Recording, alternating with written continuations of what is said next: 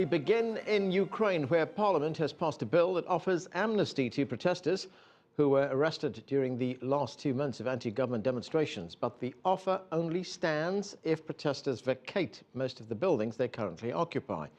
CCTV's Mikhail Bardavid has been monitoring developments. She joins us now from Kiev. And Mikhail, what's been the response from the opposition to this amnesty offer?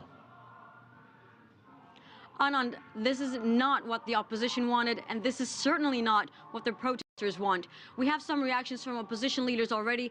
Tagnibok, who is the leader of the Svoboda party, has stated that this is quite unacceptable. He's compared the government's actions to terrorism actions and stating that they are keeping the protesters as hostages right now. So that's quite dramatic. Another reaction we have is from the commander of the Maidan. He said that he has talked to the people of the Maidan, the Euromaidan, and they are not going to back down. This is not what they want. Certainly, we're going to see more action coming. Let's take a look at how the day developed in Kiev. The special session of Ukraine's parliament didn't end in shouting. However, it was still a heated debate.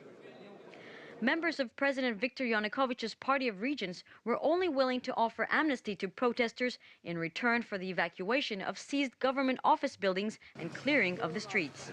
The amnesty bill carries great importance, especially for the protesters who've been jailed. However, opposition leaders emphasized it is important to remember why the protests began in the first place. Today, making the decision on amnesty is a return to the first night of the protests. It's a return to ground zero.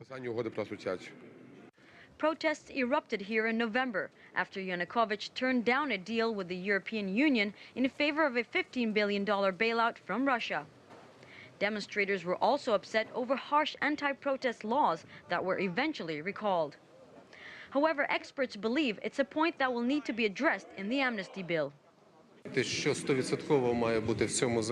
we talk about what must be in the law, 100%, it has to clearly state that people who apply their constitutional right to gather, meet or protest shall not be criminally responsible.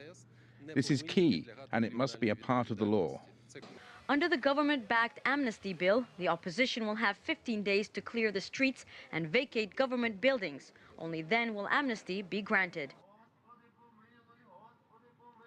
The three main opposition leaders, Artsenyuk, Klitschko, and Tagnibok, have said they are going to discuss and decide their plan of action, and then they will talk with the people of the Maidan and decide what they will do together with the people. So Thursday is going to be a critical day to see and follow which way the opposition will try to lead the crowds and whether or not the crowds will follow. Back to you, Anand.